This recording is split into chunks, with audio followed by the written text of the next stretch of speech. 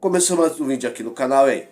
Tudo certo contigo? Espero que sim. E no vídeo de hoje, cara, eu já começo pedindo para você dar uma força aqui no canal com seu like, sua inscrição, seu compartilhamento, ajudando com o crescimento e engajamento desse canal.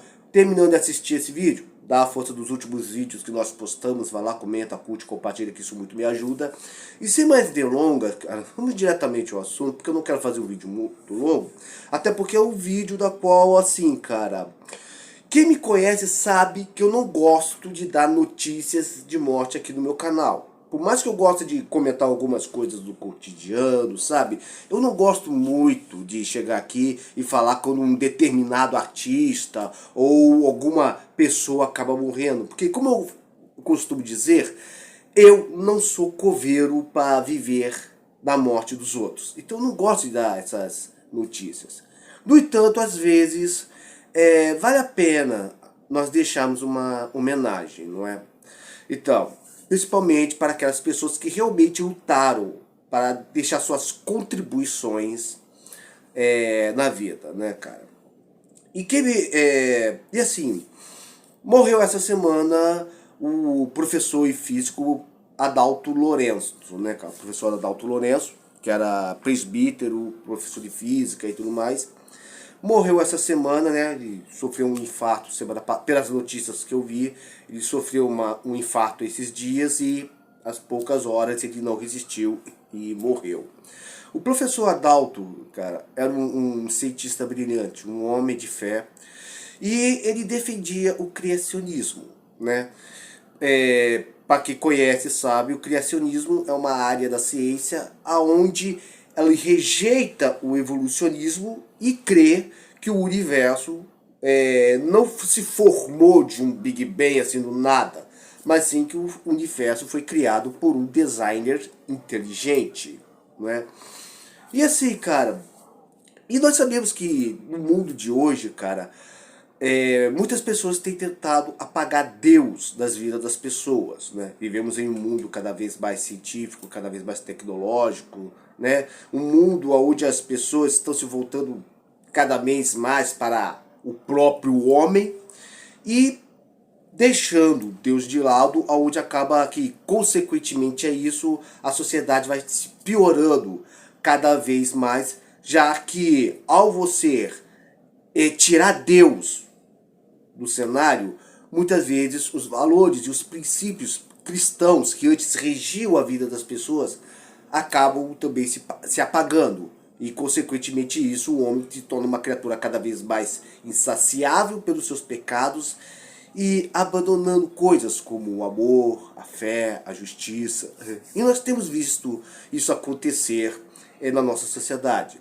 E na ciência, cara, desse ramo científico, acabei esbarrando aqui, muitas pessoas acabam achando que a ciência é inimiga da religião, né? Como se o fato de, por causa das novas descobertas científicas e tudo mais, as pessoas não precisam mais de Deus, não é? Seguindo aquela máxima que uma vez foi dita que Deus está morto, né? Ou achando que, porque conseguiram provar que tal fenômeno na natureza acontece dessa maneira, então isso já invalida Deus, né? Uma vez chegaram para Isaac Newton, né? Que é aquele que formulou lá a lei da gravidade, né, cara? Chegaram para ele questionando se ele acreditava em Deus, se o fato dele ter ensinado sobre a lei da gravidade, isso anularia Deus da vida das pessoas. Newton unicamente chegou e falou o seguinte: as pessoas que acham que eu sou ateu é porque nunca prestaram atenção naquilo que eu ensinava. Né? O fato e ele deixava bem claro, o fato de eu ter falado sobre a lei da gravidade não exclui o divino. Mas se existe o divino, ele criou a lei da gravidade.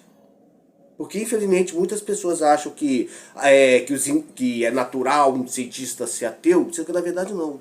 A grande maioria dos cientistas, muitos deles acreditam em Deus. Como o próprio caso de Albert Einstein, por exemplo, que durante uma parte da sua vida ele não acreditava em Deus, mas por meio dos próprios cálculos que que ele estimulava, que ele estudava e tudo mais, ele chegou a dar o braço a torcer e chegou à conclusão que realmente Deus existe, né? Ele era judeu, Albert Einstein era judeu, né? Ele apenas não seguiu as tradições do seu povo, né? O Deus do seu povo, mas acreditava num design inteligente, né? E o criacionismo, ele praticamente prega isso, não é? E o professor Adalto Lourenço, quando ele chegava para um ateu, né, ou para uma pessoa, né, vamos deixar uma coisa bem clara, Se eu ouvir aqui comentários aqui embaixo, porque vídeos como esse, às vezes costuma aparecer aquelas pessoas que não acreditam e tudo mais, cara, você é livre para acreditar do que você quiser. Independente se você é católico ou evangélico, se você é espírita, se você é ateu, judeu, cara, você é livre para acreditar no que você quiser, né? Se quiser deixar sua opinião aqui embaixo, deixe. Mas se eu ouvir aqui embaixo com desrespeito à fé de qualquer pessoa, a fé, eu apago o comentário da hora. Tá entendendo? A gente tem que aprender a se respeitar, assim como o professor Adalto Lourenço também respeitava. Ele falava em suas palestras que às vezes ele ia conversar com um ateu, né, cara? Um ateu que não... Aí ele falava o seguinte, né? Ele dizia o seguinte, né? Você que é ateu, eu vou te deixar duas coisas. Primeiro, cientificamente falando, não tem como você provar que Deus existe. Mas cientificamente falando, também não tem como você provar que Deus não existe. O máximo que podemos fazer é observar a natureza e procurar na natureza, no universo, indícios que apontem ou não para um design inteligente. Quando ele falava isso em suas palestras, ele praticamente igualava o ateu e o cristão, onde ficava mais fácil ele passar isso. Não ficava de guerra, né? Querendo convencer a todo custo a pessoa, não, você tem que acreditar nisso. Igual muitas vezes a gente vê ateus às vezes achando que por o fato de não acreditar em Deus, a ciência está ao seu lado, então você também não tem que acreditar. Cada um é livre para crer no que quiser. E o professor Adalto, ele sabia como, em suas palestras, ele aplicar a ciência e fazer um link assim, com a Bíblia, não é? Então, não é como o caso, por exemplo, daquele debate que eu até comentei aqui no meu canal, tempos atrás, sobre o debate que houve no canal do Nando Moura, né, entre o Marcus Ebelin e o Thiago Maia. Marcus Ebelin, que também é um criacionista, e o Thiago Maia, que é um ateu, cientista, né? E infelizmente, cara, para nós cristãos, cara, aquele debate foi vergonhoso para nós. Porque nada contra o Marcus Ebelin, né, que Deus o abençoe e tudo, mas naquele debate, cara, vou ser sincero, ele achava que ele estava numa escola dominical. Só podia, cara, porque enquanto que o professor Thiago Maia, tá entendendo? Falava o tempo todo de ciência, debatia, fazia questionamentos acerca de placas tectônicas e tudo mais, mostrando fotos, imagens. O Marcus Weber falava, não, a minha fé está completamente nas minhas observações da ciência, mas segundo a Bíblia, mas o que você fala sobre acerca das placas tectônicas? Sim, porque eu como cara que acredito na ciência, falo que segundo a Bíblia, sinceramente, cara, ele praticamente, nada contra o professor Marcus Weber, mas naquele debate, ele praticamente matou nós de vergonha. Se fosse o professor Adalto Lourenço que estivesse naquele debate, ele teria levado planilhas, cálculos, informações, PowerPoints, entendeu? Ele saberia como explicar e dar respostas que o professor Thiago Maia tanto queria, e ainda de tudo ele saberia como fazer um link entre a ciência com a Bíblia. Como, por exemplo, uma das explicações que ele dava, né, acerca das leis da natureza, né, das leis do universo, ele falava que o nosso mundo, o nosso universo é regido por leis, né? Leis essas muitas naturais, químicas, físicas, leis bioquímicas. E assim, cara, ele falava muito, por exemplo, cara, da lei da biogênese, por exemplo. A própria lei da biogênese é uma lei natural que existe no universo, né? E segundo essa lei, ela já acaba com o evolucionismo. Por quê? Porque, segundo os evolucionistas e tudo mais, creem que o universo se formou há bilhões de anos, se formou assim, se formou. Aí desse planeta aqui que nós vivemos, né, que em algum determinado momento houve compostos orgânicos e desses compostos se juntaram, e esses compostos se tornaram em vida e tudo mais. E o Marcos Weber ele falava que para um planeta ter vida, ele falava, tá entendendo? Ah, onde há água há vida. Não, onde há água. Porque para um planeta ter vida, tem que ter milhões e milhões de fatores, como o posicionamento do planeta, temperatura, gravidade, né, posicionamento da Lua, tudo mais. Ou seja, não é só colocar água no planeta. Precisa de vários outros fatores, né? E ele muitas vezes ele chegava a falar, por exemplo, de leis como, por exemplo, a biogênese, como eu falei dessa questão da evolução, né? O que a biogênese prega? Que vida gera vida. Ou seja, um ser vivo, para ele existir, ele tem que ter sua origem em um outro ser vivo, e esse mesmo ser vivo dará origem a um outro ser vivo. É tipo, por exemplo, nós, por exemplo. Um homem tem origem em seus pais. Um dia, este mesmo homem se unirá a uma mulher se unirá ao homem, e dele vão gerar uma nova vida. Ou seja, vida gera vida. Se vida gera vida, o conceito de que a vida se formou no nada cai por terra. Agora, se é vida gera vida, a Bíblia já está certa. Porque falamos de um Deus vivo que criou todas as coisas vivas, né? E o professor Adalto ele sabia fazer um link dessa questão bíblica científica, né? E me deu muitas palestras acerca disso. E assim, eu não quero alongar muito esse vídeo, cara, porque eu poderia falar de muitas coisas, né? Um pouco mais sobre a biogênese e tudo mais, mas eu não quero fazer um vídeo muito longo, né? Para não ficar cansativo vocês verem essa minha cara feia aqui. Então assim, eu vou deixar um rápido videozinho de uma das palestras do professor Adalto, não é, cara? Coisa simples, né? Você encontra no YouTube da internet vários vídeos de palestras e aulas que ele fala acerca do dilúvio, acerca dos gigantes da Bíblia, se eles existiram ou não, de Gênesis, né? Da formação do universo, das galáxias, do buraco negro. Existem muitos vídeos desse jeito que o professor Adalto tanto falava. Eu vou deixar um vídeo dele, vou terminar por aqui, e vou deixar um vídeo dele um pouco daquilo que ele tanto falava, né? E espero que vocês gostem desse pequeno vídeo que tem lá por uns 7 ou 8 minutos, né? Então aqui fica minhas singelas homenagens ao professor Adalto. Que Deus esteja abençoando sua esposa e filhas, né? Consolando sua família, né? E eu creio, como todo cristão, né? Que o professor Adalto agora vai continuar os seus estudos, não mais nesse planeta, mas ao lado daquele que criou todas as coisas, né? Porque as próprias profecias falam que daquele dia não precisará nem abrir a boca, tudo lhe será revelado, né? Então aqui fica minhas homenagens ao professor Adalto Lourenço, né? Meus pedidos que Deus esteja consolando a família nesse momento, né? Família, parentes e amigos. E muito obrigado se você me acompanhou até aqui. Fique na paz.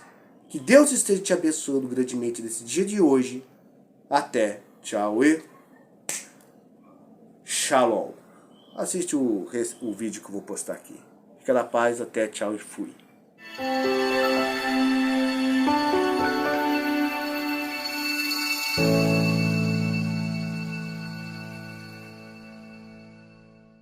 Lameque teve 3 filhos, Jubal, Jabal e Tubal-Caim. Jabal era criador de gado e morador em tendas, ali nós temos a questão da agropecuária. Jubal era músico, produzia harpas e produzia flautas. eu gosto de colocar isso de uma forma muito específica, se eu lhe der uma flauta, ou seja, a parte metálica, e pedir para você fazer os furos para que as notas saiam certas, você saberia onde fazer os furos? Se eu lhe desse uma harpa, você saberia afiná-la? Só para você ter uma ideia do que o texto está falando. Então eram pessoas que sabiam fazer essas coisas. Quando nós tratamos de metalurgia, Tubal-Caim, artífice de todo instrumento cortante de ferro e bronze, nós vamos falar um pouquinho mais em alguns minutos, há uma necessidade de conhecimento. Eu olho para uma coisa ali na terra, o que é isso? O que eu faço com isso? Como transformar minério de ferro em, por exemplo, uma faca? Qual o mecanismo para fazer isso? Então nós estamos vendo um pouquinho o que seria esse pessoal antes do dilúvio. Só para termos uma noção, porque isso nos ajuda bastante, são informações muito relevantes que vêm das genealogias, e essa é a razão de termos a genealogia no livro de Gênesis, no capítulo 5, para que nós possamos entender o que está acontecendo. Por exemplo, no capítulo 5, se você fizer uma avaliação, ali a genealogia de Adão, falando dos seus descendentes através de Sete, que foi o terceiro filho de Adão e Eva. Nós temos no capítulo 4 os descendentes de Adão através de Caim. Nós temos ali Caim e Abel, os dois filhos. Caim assassinou Abel, ficou apenas Caim. Então, no capítulo 4, trata da genealogia de Caim. No capítulo 5, nós temos a genealogia de Sete. Então, quando você faz um estudo comparativo entre as duas genealogias, você vai perceber que os descendentes de Caim, o sétimo, que foi Tubal-Caim, esse foi artífice de todo instrumento cortante de ferro e bronze, ele deve ter vivido na mesma época de Matusalém, que foi um dos descendentes de Adão, através de Sete, e que foi o avô de Noé. Então nós estamos tratando de duas gerações anteriores a Noé, já havia esse pessoal que fazia instrumento cortante de ferro e bronze, coisas desse jeito. Pegando os detalhes, e essa é a parte importante, Tubal-Caim, ele foi artífice desses instrumentos. O fascinante é, como que você extrai minério de ferro, seja a hematita, o F2O3, através desses processos de óxido e redução por carbono? Rapaz, é um negócio complicado. Tem que ter uma temperatura de fusão meio alta, 1535 graus, não é qualquer fogueirinha que faz isso. Como desenvolver essa tecnologia para termos essas coisas? Quando trata de instrumentos cortantes de bronze, daí a coisa fica um pouco mais complicado, porque o bronze é uma liga de cobre e zinco, e a proporção tem que ser muito precisa, porque senão você não cria uma ferramenta de corte. Ela perde o corte com grande rapidez se as proporções não estiverem precisas. Como saber quais são as proporções? Primeiro, você sabe qual a diferença entre o cobre e o zinco? Se eu lhe der os dois, você sabe o que é o quê? Você saberia como colocar nas proporções e como fazer a mistura de tal maneira que ocorra? Eu posso te garantir que não dá para colocar no liquidificador e bater. Tem que ter uma técnica para que isso seja feito. Então nós estamos vendo coisas muito interessantes a respeito dessas pessoas pré-diluvianas. Isso fala um pouco da cultura que havia naquela época, do conhecimento. Muitas pessoas, quando eu trato desse aspecto específico de Tubal-Caim, eles apenas estão pensando assim, ótimo, ele fez instrumentos cortantes de ferro e bronze, excelente. O que isso significa? Por exemplo, vocês estão vendo um pedacinho ali, é de minério de ferro. Se você estivesse lá no interior de Minas Gerais e você encontrasse um pedaço de minério de ferro no solo, você saberia o que é isso?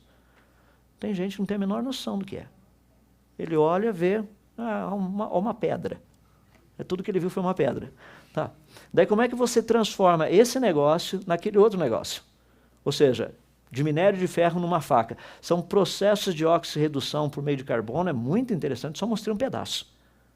Tem muito mais por trás. Como que você faz isso? Essas questões são fundamentais para nós entendermos um pouco do que era essa cultura pré-diluviana. Nós não estamos falando de homens das cavernas. Nós estamos falando de tecnologia. Gente que sabia fazer coisa, gente que tinha conhecimento. Já havia uma quantidade muito grande de conhecimento nessa época. Deixa-me dar um exemplo fácil, talvez possa ajudá-lo a compreender um pouquinho melhor. Imagina que nós pudéssemos viver, na atualidade, uns 900 anos. Muitas pessoas falam, rapaz, viver 900 anos para fazer o quê? Então, deixa-me dar algumas ideias. Um curso universitário, em média, demora 5 anos para você concluí-lo. Nós temos no planeta cerca de aproximadamente 120 cursos universitários diferenciados. Tem alguns que são apenas parecidos ou variações, mas 120 são todos diferenciados. Vamos supor que você gastasse uma boa parte da sua vida para fazer todos os cursos universitários. Isso significa que você iria investir cerca de 600 anos da sua vida estudando. Já imaginou que você ainda teria mais 300 anos para poder aplicar tudo aquilo que você aprendeu? Para e pensa, nós gastamos 5 anos fazendo um curso universitário e trabalhamos 35 e achamos que fizemos um progresso fabuloso. Imagina você poder estudar por 600 anos e ainda ter mais 300 anos para colocar em prática tudo aquilo que você conheceu. Eu creio que dá para você começar a ter uma noção, uma pequena noção do que foi essa civilização pré-diluviana. É que nós não pensamos desse jeito. Nós apenas olhamos para todo esse povo e falamos, aquele pessoal que viveu antes do dilúvio. E na nossa mente fica flutuando algumas figuras mais ou menos assim, meio interessantes de homens das cavernas. Não é essa a descrição que a Bíblia nos dá. Por isso que nós, quando tratamos essas questões, esses elementos desse relato bíblico, esses pequenos detalhes, à medida que você vai prestando atenção, você vai entendendo, vai ficando mais claro qual era o contexto onde Noé vivia. Por que ele foi um homem realmente de fé? Por que a Bíblia fala de uma forma tão bonita e eloquente a respeito desse grande homem, que vivendo numa sociedade perversa, conseguiu inclusive influenciar os seus filhos a ajudá-lo a construir a arca. Isso para mim é impressionante.